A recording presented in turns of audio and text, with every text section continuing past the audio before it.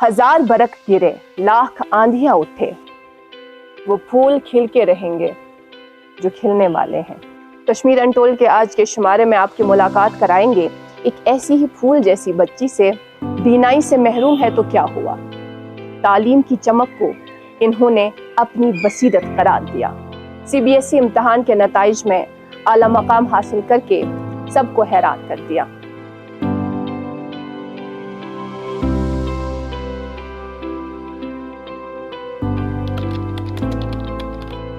बहुत बहुत शुक्रिया ज़ैनब हमें वक्त देने के लिए। आपको आपकी कामयाबी पर बहुत बहुत मुबारक हो। लेकिन हमारे नाज़रीन को अपनी ज़बानी ये बताइएगा कि आपने कौन सा कारनामा अंजाम दिया है।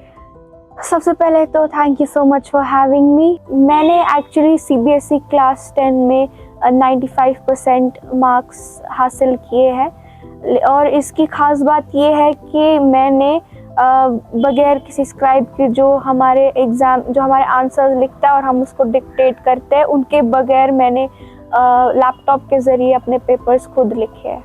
आपके साथ जो ये मामला पेश आया है, जो आप देख नहीं पाती बज़ाहिर, ये मामला कब पेश आया? कुछ मेडिकल नेग्लिजेंस की वजह से बेसिकली मेरी ऑक्सीजन लेवल ज़्यादा हो गई थी, तो उसकी वजह से मेरे जो आइज़ के वेन्स हैं उन पे असर पड़ गया, वो डैमेज हो गए एंड मेरा रेटिनल डिटैचमेंट भी हो गया था। उसकी वजह से मेरा आफ्टर बर्थ ही विजन लॉस हो गया and it was quite late when I came to know that I will never be able to see again. मेरे पेरेंट्स को पता चला एक्चुअली। तो ये बताइएगा क्या क्या देखा इस सारे सफ़र में? हम लोगों ने जब सोचा था कि हाँ पढ़ने का टाइम आ चुका है, तो सबसे बड़ा बैरियर ये था कि एडमिशन किसी स्कूल में नहीं मिल रहे थे। हम बहुत सारे स्कूल्स में गए। पहले हम CRC कंपोजिट रीजनल सेंटर हम लोग गए। वहाँ पे एक्चुअली मेरे को थोड़ी सी ट्रेनिंग मिली कि क्योंकि मेरे पेरेंट्स को अवेयरनेस नहीं थी कि मुझ जैसे बच्चे को उनको कैसे ट्रीट करना है, कैसे सिखाना है। तो उन्होंने मुझे कुछ चीज़ें सिखाई, लाइक चलना, प्रॉपर सीढ़ियाँ चढ़ना। मैं नहीं चढ़ पाती थी सीढ़ियाँ, तो उसमें खाना वगैरह खाने में, ठीक से चलने में थोड़ा बहुत उसमें। उसके बाद मेरे को एक लोकल स्कूल में यहाँ एडमिशन मिला। वो वॉकिंग डिस्टेंस है। उन लोगों ने मुझे एक्सेप्ट किया एंड वहाँ पे वो लोग जितना हो सके उन लोगों ने उतना किया। घर में किनका सपोर्ट ज़्यादा रहा, और जो कि आपने देखा होगा आपके साथ साथ वो भी स्ट्रगल कर रहे थे? यस ऑफ कोर्स, मेरे घर पे बहुत स्ट्रगल था। जैसे मैंने स्टार्टिंग में बोला कि उन लोगों को बिल्कुल अवेयरनेस ही नहीं थी कि मेरे को कैसे पढ़ाना है, तो टेक्निकली उनको पहले सीखना था, फिर मुझे सिखाना था। तो ऑफ कोर्स उसमें सबसे बड़ा सपोर्ट मेरे पेरेंट्स का है, माय मदर, माय फादर। वो कहते हैं कि ये आंखें नहीं है जो देखती हैं, ये दिल है जो देखता है। बिल्कुल। जब ज़ैनब नज़रिए से देखती है, अपने नज़रिए से दुनिया को देखती है, तो कैसा पाती है, क्या समझती है? My perspective of looking at things is quite different. मैं यूजुअली अपने बाकी सेंसेस का यूज़ करती हूँ, like touch, taste, smell and without seeing I use all of my senses to kind of compromise or nullify this sense of seeing. बड़े ख्वाब हैं, बड़े ख्वाब रखती हैं? Yes. कहाँ देखती हैं अपने आप को आगे आने वाले 5 सालों में?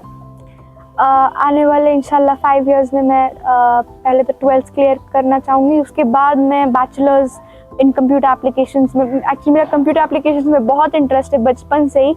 इनफैक्ट मेरी मम्मा मुझसे कहती है कि आपका फैमिली से ज़्यादा आपके लैपटॉप में इंटरेस्ट है।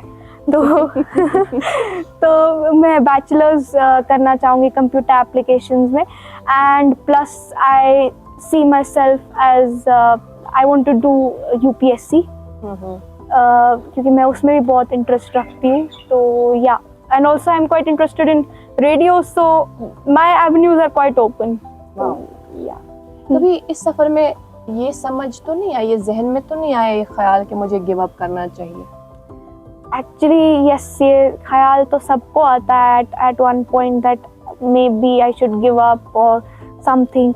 स्टार्टिंग में अगर बात करें तो जब मेरे को एडमिशन्स नहीं मिल रहे थे, बहुत प्रॉब्लम्स थी, तब भी मेरे पेरेंट्स इसमें सबसे बड़े इंस्पिरेशन है कि उन लोगों ने कभी गिव अप नहीं किया मुझ पे and they never let me think कि I am less capable than others. And ये गिव अप करने का ख्याल हमें इस वजह से भी आता है क्योंकि अवेयरनेस की बहुत ज़्यादा कमी है यहाँ पे।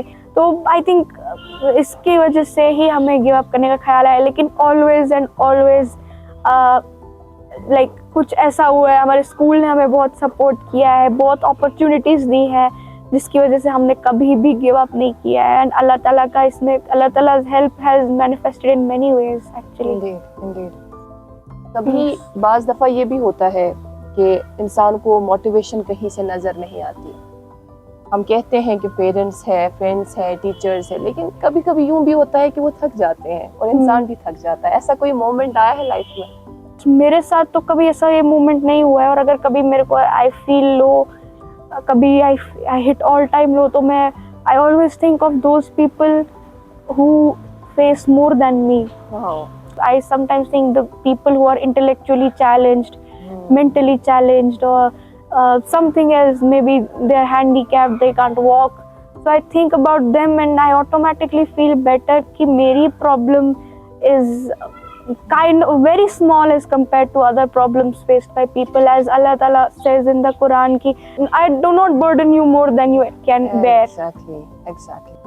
अपनी तैयारी के बारे में बताएं, कब पढ़ती थी, कब फैमिली के साथ टाइम स्पेंड करती थी, कैसे सारा स्केड्यूल मेंटेन होता था? मैं स्कूल से आती थी, कुछ टाइम तक पढ़ती थी, 1-2 घंटा hardly, and then I used to just spend time with my family. तो मेरा काफ़ी वैसा नहीं था कि I would be studying for 8 to 10 hours every day, ऐसा मेरा नहीं रहता था।